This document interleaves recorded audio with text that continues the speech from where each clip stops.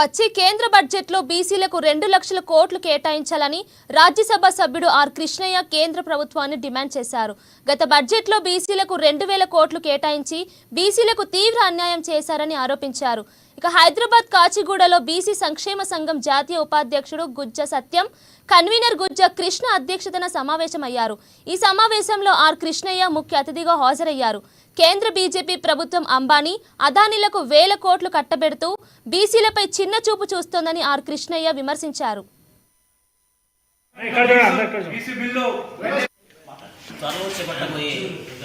ప్రవేశపెట్టబోయే బడ్జెట్లో బీసీలకు ఈసారి ప్రత్యేకంగా 2 లక్షల కోట్లు కేటాయించాలని చెప్పేసి జాతీయ బీసీ సంక్షేమ సంఘం డిమాండ్ చేస్తుంది.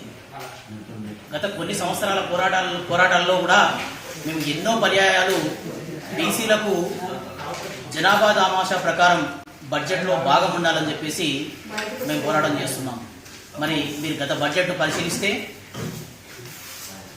45 లక్షల కోట్ల బడ్జెట్లో బీసీలకు 2000 కోట్లు కేటాయించారు. 80 కోట్లు జనాభా బీసీ జనాభా ఉన్న భారతదేశంలో ఒక్కొక్క బీసీ బిడ్డకు 20 రూపాయల డబ్బులు వస్తాయి ఈ బడ్జెట్తో. మరి 20 రూపాయలతో ఒక సంవత్సరంలో బీసీలకు ఏ రకమైన సంక్షేమాన్ని మీరు అందిస్తారని చెప్పేసి కేంద్ర ప్రభుత్వాన్ని ఈ వేదిక ద్వారా ప్రశ్నిస్తున్నాం. కేంద్ర ప్రభుత్వం గత 10 సంవత్సరాలుగా అధికారంలో ఉన్న